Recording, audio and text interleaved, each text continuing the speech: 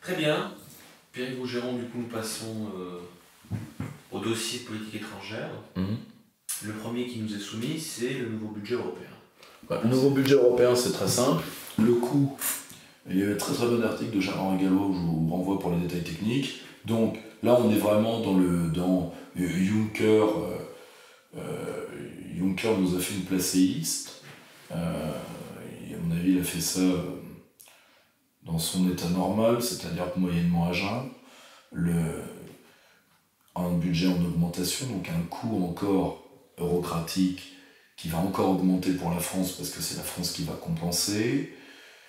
Et en réalité, vous avez deux points intéressants, c'est-à-dire qu'ils veulent évidemment baisser la PAC, d'où au passage les petites minardisques que donne l'Union européenne aux paysans en ce moment. Comme vous l'avez peut-être vu, il y a eu 3 interdictions de tueurs d'abeilles pour au passage légaliser des tueurs d'abeilles plus graves. C'est toujours ça l'Union européenne, c'est-à-dire je te donne un ongle, je te pique un doigt. Et les semences. Alors on dit, ils ont libéralisé totalement les semences des paysans, c'est faux.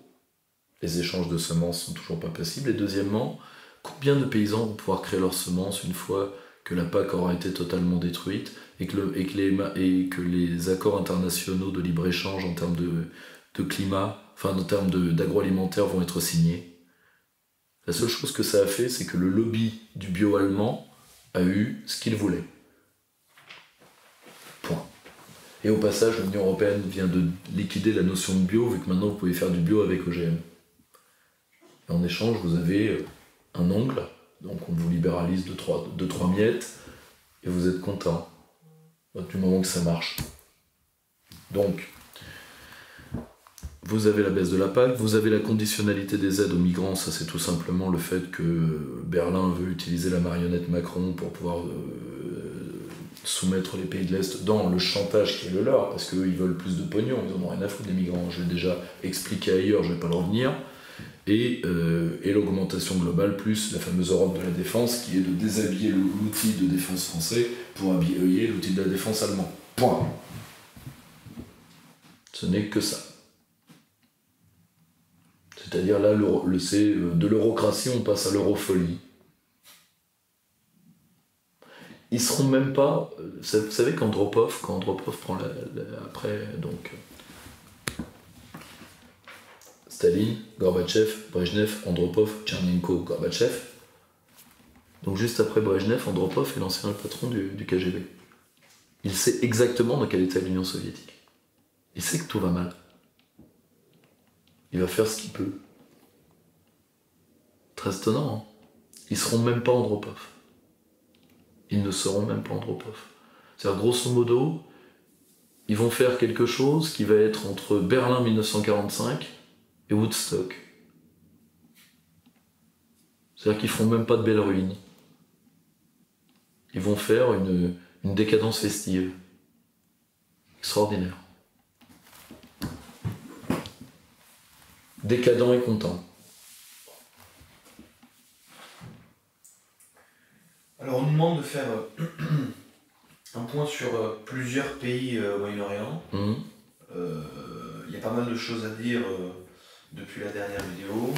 Notamment, on peut commencer sur l'Iran et l'accord nucléaire. Alors, c'est lié directement à la fameuse opération Paix de Lapin, qui a été l'opération Macron, Theresa May, Trump en Syrie, qui a été fait à la fois pour vexer les Russes et leur prouver que l'assurance russe ne suffisait pas à dissuader les Occidentaux, qui militairement, nos missiles de croisière ont fonctionné, donc ça veut dire que, mais néanmoins avec de très grosses lacunes, donc ça veut dire quand même que l'outil de défense français est très largement clochardisé.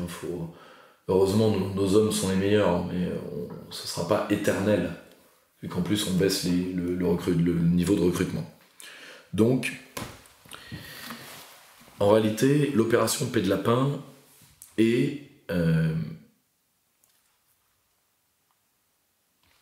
une concession que Trump a fait dans l'optique de préparer sa sortie de l'accord iranien, dont on était au courant qu'il devait avoir lieu le 12 mai, qui a eu lieu le 8, tout simplement parce que Trump prépare les midterms et a besoin des néoconservateurs pour tenir le parti républicain dans l'optique des midterms, parce qu'il entend peut-être pas les gagner, mais ne pas trop les perdre. Donc c'est toujours les concessions à l'international pour gagner sur national. Toujours. Parce que et particulièrement quelqu'un comme Bolton qui est obsédé par les questions iraniennes. Il y a un très bon article paru d'ailleurs sur Bouygues de Berruyer et sur son obsession iranienne de longue date. Et donc, vous avez ça, et puis la conjonction à la fois du lobby pro-saoudien et du lobby pro-israélien contre l'Iran. Bon. Les États-Unis vont sortir de l'accord, ils vont... alors il faut savoir qu'il y avait toujours des sanctions contre l'Iran, mais des sanctions qui étaient uniquement liées aux attentats des années 70 et qui couvraient les entreprises américaines. Là, on va retourner à la situation d'avant 2016, c'est-à-dire que l'extraterritorialité du droit américain, c'est-à-dire l'utilisation de quoi que ce soit en rapport avec les États-Unis, plus quelque chose qui pourrait être vu comme une atteinte à l'intérêt supérieur américain, sera sanctionné, et par rapport aux boîtes américaines, Bolton a donné, je crois, 90 à 120 jours à toutes nos boîtes, particulièrement ça va être terrible pour PSA, PSA c'est 30% du marché iranien, pour quitter l'Iran. Ça l'est toujours, 30% Toujours, oui. Si tu veux, l'Iran... Alors vous me direz, alors certains disent, mais on va pouvoir faire l'Europe contre les Américains, oui. On va faire Pinocchio contre Geppetto, pourquoi pas. Racontez-vous ça. Ça vous fera du bien. Alors, il y a des moyens juridiques que l'Union européenne pourrait utiliser, par la BCE, parce que si les banques commerciales européennes sont visées par les sanctions, ce qui est déjà suffisant en soi, parce que si nos entreprises n'étaient pas visées mais que les banques l'étaient, qui financera les projets ? Bon. Mais par exemple la BERD, la Banque européenne de développement, la BCE pourrait l'utiliser au titre de l'action extérieure. Protocole 4 du TFUE, article 28, les opérations extérieures. Vous avez le blocking status, donc le règlement CE N227196, que l'ami Bruno Le Maire, on parlait de Connor Sferry tout à l'heure, veut remettre. Il veut faire aussi un bureau d'études des boîtes américaines, et vous avez la clause d'exception juridique du GATT. Mais tout ça, ça n'aura pas lieu. Je vais vous dire pourquoi. Parce que pour ça, il faut frapper les sociétés américaines. Il y a beaucoup de sociétés européennes qui peuvent faire une croix sur le marché américain.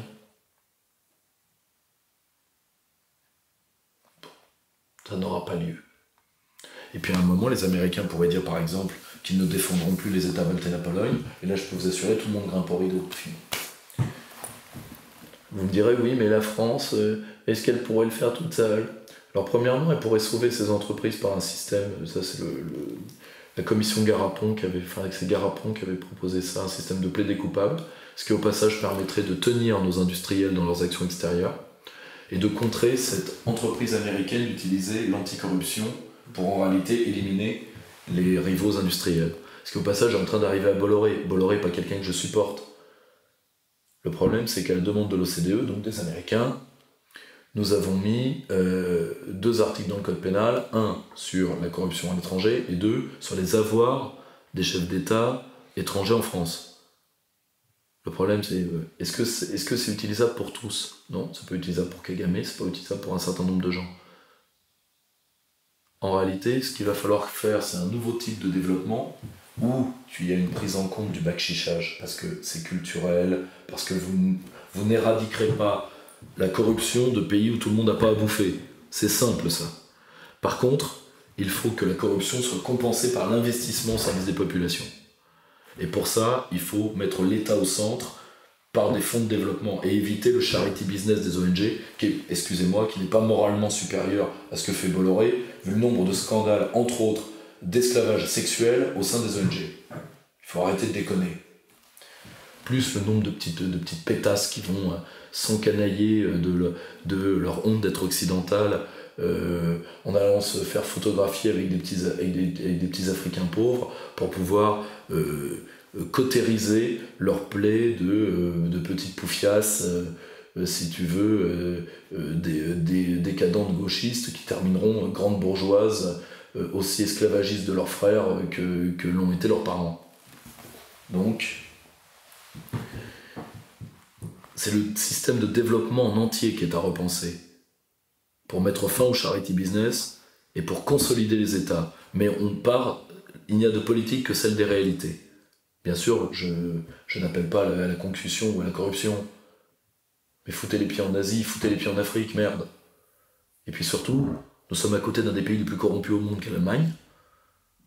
Parce que la corruption subtile, quoi qu'on en dise toujours, mais par exemple les Italiens introduisent beaucoup, je crois, de données là-dessus. C'est intéressant ça. Mais quoi qu'on en dise. Donc,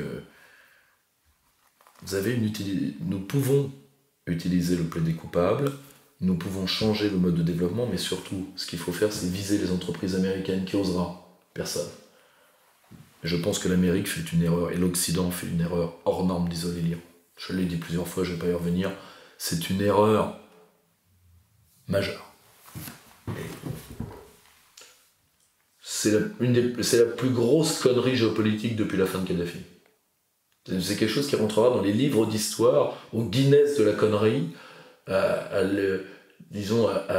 l'étalon Justin Trudeauesque de la connerie. Ça rentrera dans les annales, c'est sûr. Qu'est-ce qu'on peut dire de la situation syrienne, les bombardements israéliens qui ont eu lieu? Alors, et en réalité, les bombardements israéliens se jouent dans l'affrontement Tel Aviv-Téhéran. On allait y venir. Or, la reconnaissance de l'ambassade, l'ouverture de l'ambassade américaine. Ça, c'était déjà une connerie. Bon. Ensuite, il y a un vrai problème, c'est que, si vous voulez, en plus, il n'y aura pas d'intifada. Je veux dire pourquoi? Parce qu'il n'y a plus de soutien de la rue arabe aux Palestiniens à cause du fait qu'aujourd'hui, alors peut-être que dans la rue arabe, il y a encore un sentiment palestinien fort, mais aujourd'hui, l'obsession, c'est l'anti-chiite. Et même, je pense que nos amis israéliens font une terrible erreur. Que d'ailleurs, les meilleurs analystes du Mossad comme du Shin Bet le reconnaissent. C'est une connerie sans nom. Mais il n'y aura pas d'affrontement parce que Téhéran, il faut savoir que, mis à part le Hezbollah qui a brillé militairement, les passes d'Aran n'ont pas tant que ça réussi en Syrie. Et le Hezbollah, et l'Iran ont déjà eu des opérations d'ingérence. On a contré des cellules en Bulgarie, à Chypre, etc. Donc je n'essaie pas de passer l'Iran pour des angelots, mais quand vous êtes déstabilisé, vous faites de la contre-déstabilisation. Il n'y a que les Français pour se laisser pisser dessus en croyant qu'il pleut. Mais non mais... Tu comprends le problème? Bon, donc voilà, moi c'est tout ce que je dis. On va au casse-pipe. On va au casse-pipe. Les Israéliens font une erreur majeure. Ils suivent en plus l'axe saoudien qui, pardonnez-moi, n'est pas d'un philosémitisme absolument débordant. Tout ceci est terrible de bêtises. Terrible. Mais comment on se positionne par rapport aux gens qui d'un côté disent ça y est, la Troisième Guerre mondiale arrive, et les autres qui disent c'est juste un coup de com'? Ni l'un ni l'autre. Ça va laisser de grandes plaies parce que nous maintenons l'ordre colonial dans l'esprit des peuples émergents dont ce sera le siècle. Et si nous voulons être dans ce siècle, il va falloir que la parole de pays occidentaux puisse être audible, puisse avoir un poids. Nous sommes des menteurs en série, plus personne ne nous croit. Ça va être une question géopolitique majeure. Nous ne valons plus rien. Point. Nous sommes vus comme, une colonie. Le coup, on va retirer Bachar el-Assad de son pins et il te le renvoie dans la gueule. Nous sommes vus à la fois comme une colonie, et la parole de la France était écoutée, elle ne l'est plus. Et la parole de toute façon de l'ensemble, et la parole d'un occidental, quel qu'il soit, ne vaut plus rien. Or nous devons nous désoccidentaliser au sens géopolitique du terme. C'est-à-dire que nous ne pouvons plus suivre à chaque fois, car nous payerons les pots cassés, ce qui est normal d'ailleurs. Parce que c'est toujours les vassaux qui trinquent. À propos du Hezbollah, que penser des récents résultats aux élections Le Hezbollah, alors, la coalition dans laquelle le Hezbollah a eu les meilleurs résultats aux législatives libanaises. Le Hezbollah lui-même va gagner 1 à 2 sièges. Alors, arrêtons. C'est avant tout le courant de Michel Aoun. Les chiites d'Amal se maintiennent et c'est avant tout le courant de Michel Aoun. Donc le Hezbollah augmente son emprise parce que la coalition dont il fait partie a augmenté son emprise. Point.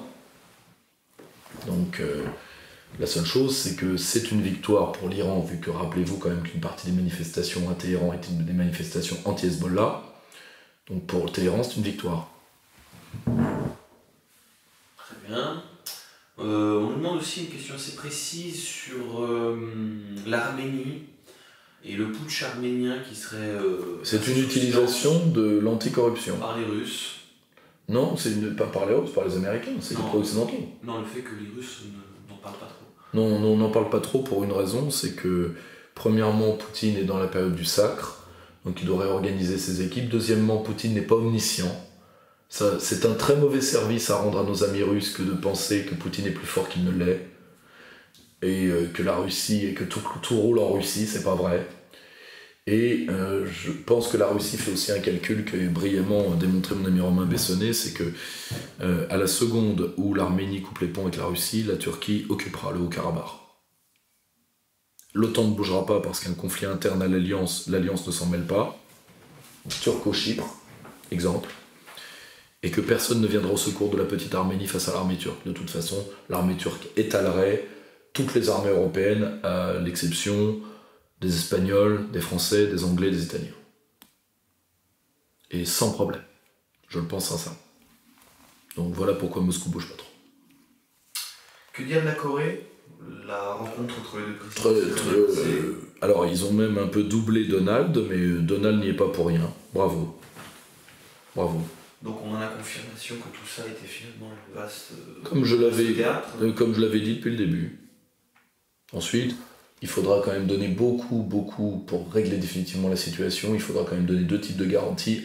Des garanties de survie et de reclassement à l'ensemble de l'oligarchie nord-coréenne. 2, de savoir qui va payer. Parce qu'on ne sera pas dans l'Allemagne de l'Est. Il n'y aura pas de braves comptes français pour venir payer comme ça a été pour l'Allemagne de l'Est. Et justement, quelle position la Chine... Comment se positionne-t-elle par la Chine a des liens de plus en plus éloignés avec Pyongyang. Et surtout, la Chine n'a plus le moyen d'influer, comme c'était le cas, beaucoup plus d'ailleurs sous Kim Il-sung déjà que sous Kim Jong-il, et leur pouvoir s'est encore amenuisé sous Kim Jong-un. Eux, ils veulent que ça se passe plutôt bien, ils veulent pas avoir à raquer, ils veulent que ça se passe plutôt bien parce que ça serait une possibilité de voir baisser le dispositif militaire américain à leurs frontières.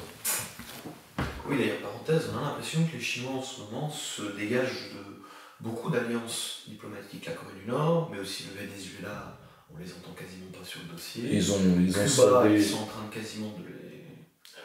La Chine veut se tourner vers un projet de mobilisation interne, qui est les routes de la soie, et les Chinois font une diplomatie, disons, je dirais, très commerçante, c'est-à-dire quand il n'y a plus d'intérêt, il n'y a plus d'intérêt, fini. Oui, l'inverse de la stratégie soviétique, par exemple. L'inverse de la stratégie russe, tout à fait. Que dire sur la Birmanie aussi, on nous demande ? C'est très simple. Le Bangladesh, qui a tout intérêt à avoir des discussions longues pour pouvoir engranger des subsides internationaux, entre en contact avec Aung San Suu Kyi, qui elle-même a intérêt que la communauté internationale l'oublie, et donc les pourparlers vont s'enliser. Mais ça ne réglera pas le problème. Ce ne sont pas des Birmans. Ils doivent être chez eux, au Bangladesh. Ça ne réglera rien. La seule chose, c'est que ça va permettre d'oublier un peu le dossier et permettre au Bangladesh d'engranger quelques menus monnaies. C'est un pays qui est d'ailleurs très fort pour ça. Je vous rappelle qu'il a investi le camp des casques bleus pour ça. Alors que ces hommes sont inaptes au combat. Mais bon. Le Brexit ? Alors le Brexit, vous avez deux choses qui sont problématiques. Une partie stipendiée, puisque très liée à l'oligarchie européenne de la Chambre des Lords, a donné aux communes le droit de bloquer le Brexit, ce que les communes, à mon avis, ne feront pas. Mais ça oriente la thèse d'un Brexit soft, qui a les 7 scénarios du Brexit. Je vous renvoie au très bon site Sovereign là-dessus. ils vont vers un Brexit soft, et je suis pas sûr que ce soit ce dont la Grande-Bretagne ait besoin, mais surtout, vous avez derrière la City, qui elle, veut à tout prix que l'accord se termine, alors qu'il est grand temps que Theresa May chute et qu'on vienne avec un négociateur d'une autre trempe, qui, je pense, pourrait tout à fait être Boris Johnson. Voilà. Mais il y aura Brexit de toute façon.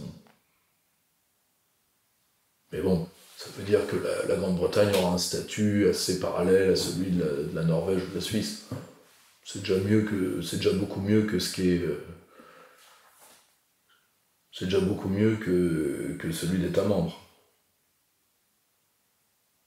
Très bien, et terminons les questions internationales avec l'actualité italienne. Le mouvement 5 étoiles et Salvini. Ça, c'est très prometteur. Parce que là, il y a une alliance... Alors, que dire? Là, pour l'instant, le gouvernement n'est pas fait. Donc, que va-t-il rester? Enfin, quelles questions reste-t-il? L'Italie est un pays très prometteur sur bien des points. Déjà, c'est un des pays où la population pense qu'il n'y a pas de culture européenne, où le mensonge européen fonctionne le moins bien. D'ailleurs, c'est Eurobaromètre, hein, donc 54% des Européens jugent qu'il n'y a pas de culture européenne, 37% pensent l'inverse. C'est 64% en Italie. Donc, majoritairement tous les pays du Sud. Et d'ailleurs, tous les pays du Sud, 55% en France. Les seuls pays, c'est simple, sont des pays du monde germanique pris au sens très large, donc scandinave. Baltes. Scandinave, non. Étonnamment, les Baltes, parce que les Baltes, non, très étonnamment. Mais l'Allemagne et l'Angleterre, monde germanique au sens très large. Monde protestant, on pourrait dire. Et monde protestant. Ce qui est normal, parce que l'on a des liens pour qui le lien culturel et le lien économique sont une seule et même chose. Alors que nous donnons un sens culturel bien autre. La différence se fait là. Or, l'Italie, là, il y a une alliance des antisystèmes, couverte par Berlusconi qui permet l'alliance, mais lui n'y participera pas. Je pense pour pouvoir mieux revenir après, une fois que si Salvini va au bout de son programme, Salvini qui est un grand politique, un très grand. J'ai pas une grande considération pour les populistes européens, Wilders et d'autres, mais lui c'est un très grand. S'ils arrivent à ça, je pense que Berlusconi lui va revenir après, une fois que les trois gros problèmes, c'est-à-dire l'Union européenne, l'immigration et disons, le positionnement géopolitique de l'Italie, particulièrement vis-à-vis de la Russie, une fois que tout ça se sera réglé, pour Berlusconi ne veut pas le faire parce que pour lui c'est traumatique. Que quand il a essayé avec la Russie, ça lui a coûté la moitié de sa fortune en persécution. Vous avez remarqué qu'il a été absous de tout d'ailleurs, 2 jours après. Bon, pourquoi pas. Quelles sont les conséquences? On ne sait pas. Pour moi, j'espère que ça ira jusqu'au bout, mais je n'y crois pas, parce que je suis d'un naturel pessimiste, mais il est très bien entouré, de gens comme Alberto Banai. S'il n'arrive pas avec les équipes qu'il a, ce serait vraiment terrible. Ensuite, sur l'immigration et sur l'euro, ils ont beaucoup de choses à se dire, 5 étoiles les gars. La seule vraie question problématique, c'est la fiscalité, je pense. Après, il y a des hommes dont ça vient pour qui le glas a sonné.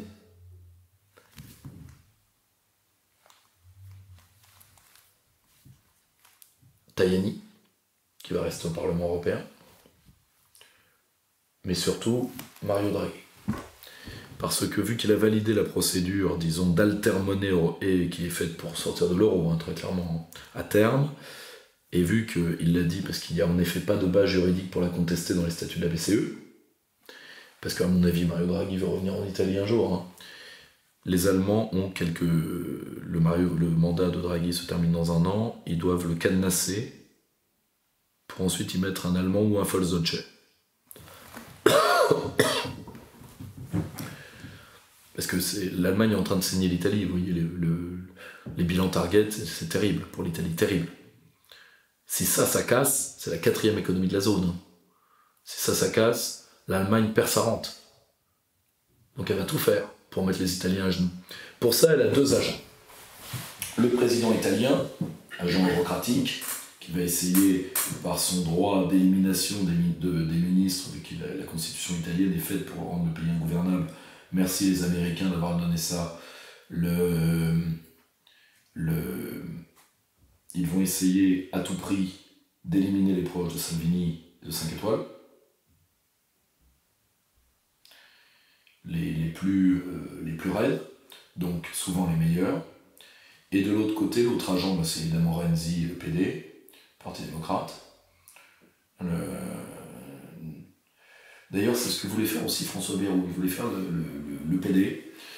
Et d'ailleurs, avec des sélections locales, les fameux partis démocrates du quartier, je vous laisse faire l'acronyme vous-même. Et donc voilà. Et en réalité, que joue Renzi, un de mes brillants jeunes amis et conseillers sur la question italienne, qui d'ailleurs va bientôt nous régaler d'une conférence là-dessus, m'a expliqué il y a quelques temps. Renzi, en réalité, veut revenir après pour le coup, être Macron, c'est-à-dire pour faire la coagulation de la bourgeoisie italienne contre le peuple. Ce que Renzi n'a pas tout à fait compris, c'est que l'Italie est dans un état tel d'appauvrissement que même une partie de la bourgeoisie a peur. Et est-ce qu'elle aura plus peur de l'austérité eurocratique et des migrants que de la sortie de l'euro? Pas dit. Mais pas sûr non plus. Donc, à suivre, mais ça va être passionnant. En tout cas, il y a un homme pour qui le glas a sonné. L'Allemagne va s'activer dans le dossier de la BCE et j'espère qu'elle mettra un bon casque à pointe. Bien con.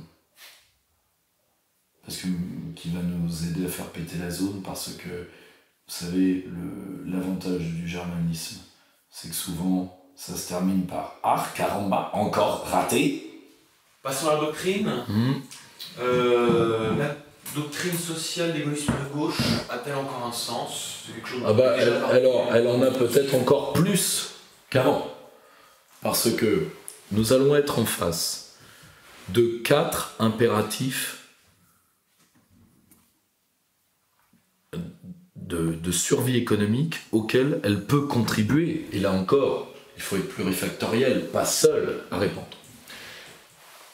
1. Le travail ne sera plus dans l'avenir la base du lien de socialisation. À cause de l'ubérisation, c'est-à-dire d'une sorte de recyclage malsain de l'humain au sein du circuit économique, parce que c'est ça l'ubérisation. Et c'est-à-dire que c'est une fabrique de... On prend des hommes pour en faire des déchets économiques, il faut bien se rendre compte de ça. Et la robotisation.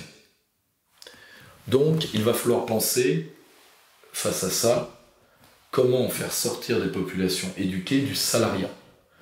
Donc, en devenant des associés ou des membres, disons, économiques de la société. C'est-à-dire de devenir, au sein des entreprises, des co-responsables, des décisionnaires en partie, ce qui n'enlève pas le rôle du chef. Au contraire, aujourd'hui, c'est la fonction de l'entrepreneur qui a été détruite par l'actionnaire. Quelle est l'autonomie d'un chef d'entreprise quand son capital appartient à des gros actionnaires? Aucune. D'ailleurs, il n'est pas PD, il est PDG.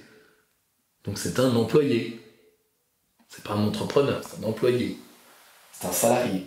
Et donc, s'il ne rapporte pas assez, il est éjecté. Il n'est pas propriétaire de ses propres moyens. Exact.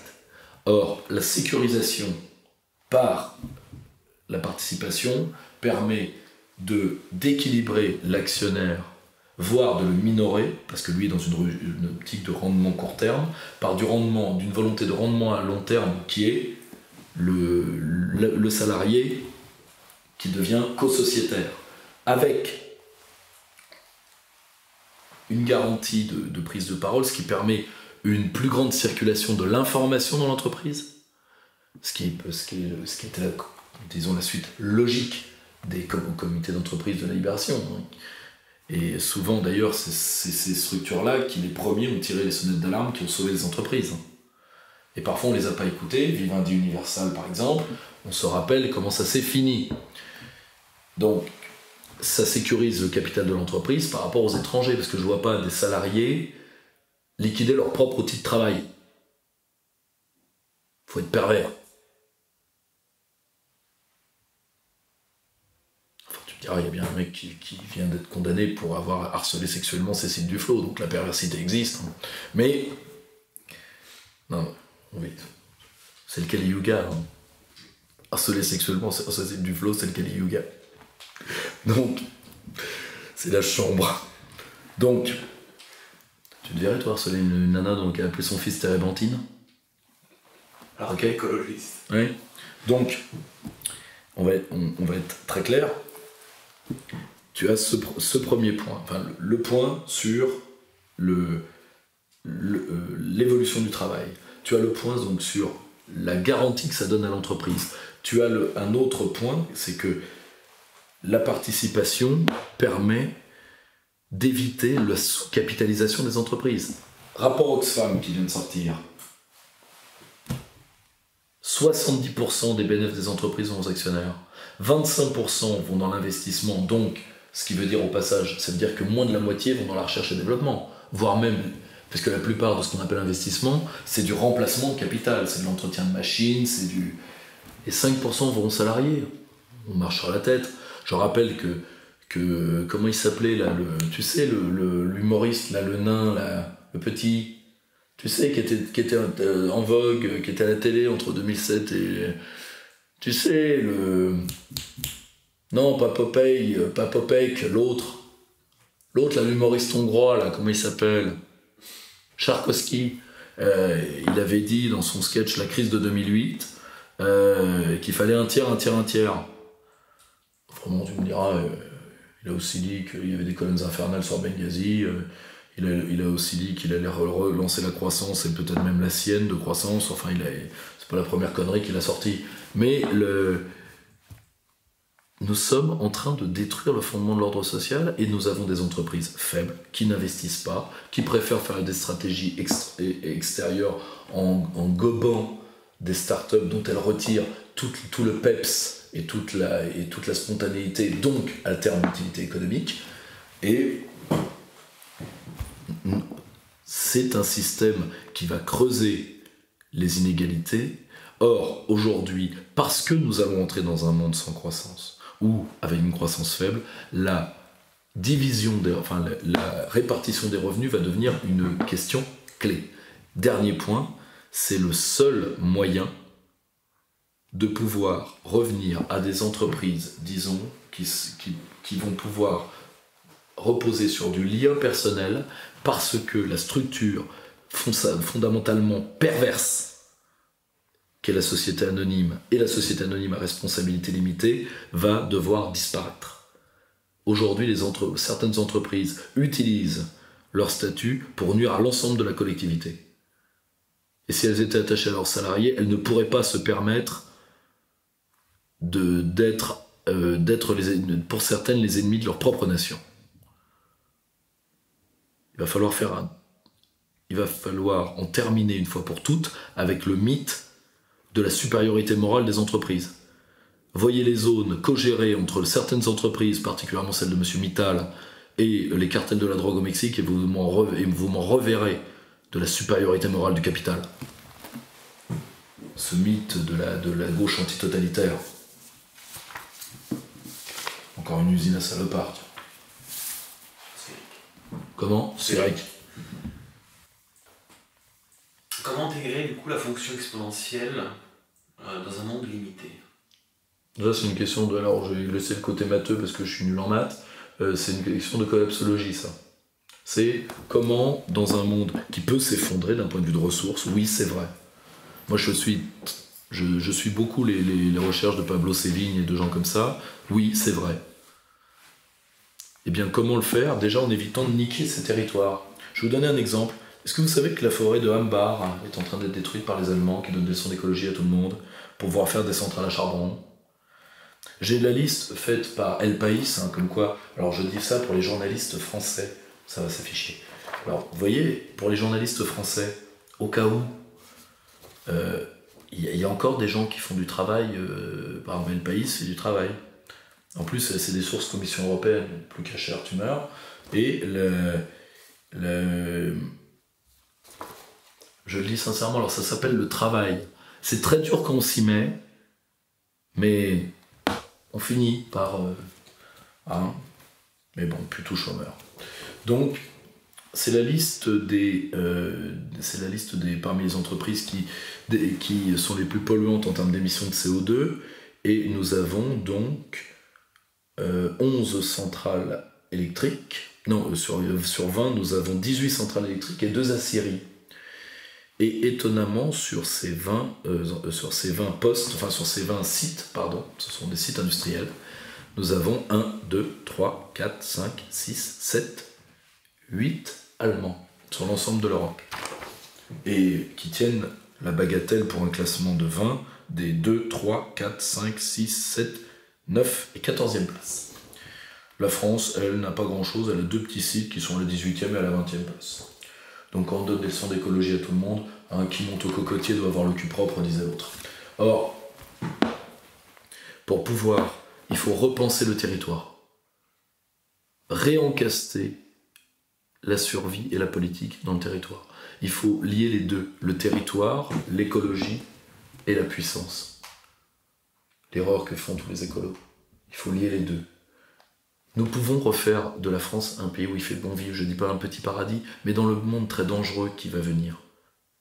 Ce petit paradis, il faudra le protéger. Vous voyez ce que je veux dire?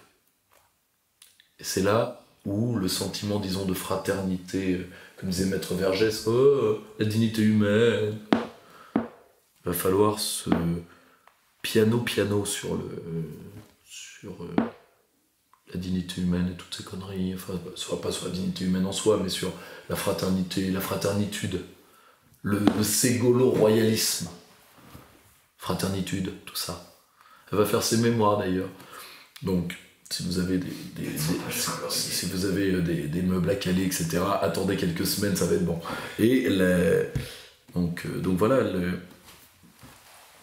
repartir du territoire. Quels sont les besoins? Comment optimiser le territoire? Comment faire en sorte que l'économie puisse réparer en partie, parce que les solutions de l'économie sont en dehors de l'économie, le mal qu'elle a fait elle-même, c'est toute l'industrie du retraitement, du recyclage, etc. Et viser l'autonomie territoriale en toute chose. Ça va être une économie, disons, on va revenir au sens premier de l'éco grec, c'est-à-dire le foyer. C'est-à-dire une sorte, ce ne sera pas une économie repliée, ça va être une économie, disons, concentrée. Très bien. On vous demande votre avis sur les libertariens minarchistes. C'est ceux qui... c'est le Bastia. Bastia, oui, c'est l'école anti-étatique. Alors parce que l'État porte la violence, l'effet d'éviction, tout ça. Déjà l'effet d'éviction, ils ne sont jamais arrivés à le prouver. C'est-à-dire que quand l'État prend un marché, le privé s'en désintéresse, ils ne sont jamais arrivés à le prouver. Souvent l'État fait ce que le privé ne peut ni ne veut faire. Je pense que c'est une école qui, parmi les écoles libérales, est dépassée, mais au moins je leur accorde quelque chose, c'est qu'ils pourront nous servir contre la supranationalité qui, elle, a tous les inconvénients de l'État sans en avoir les qualités. Parce qu'elle porte à la fois, elle porte la violence non incarnée, donc la violence du bureaucrate, donc une violence dénuée de responsabilité. Beaucoup plus gratuite et beaucoup plus monstrueuse. Elle porte la banalité du mal. Donc pour ce genre de critiques, ils nous serviront. Contre les oligarques supranationaux, oui, à la rigueur. Mais je pense que c'est des écoles qui sont vraiment dépassées. Très bien, histoire.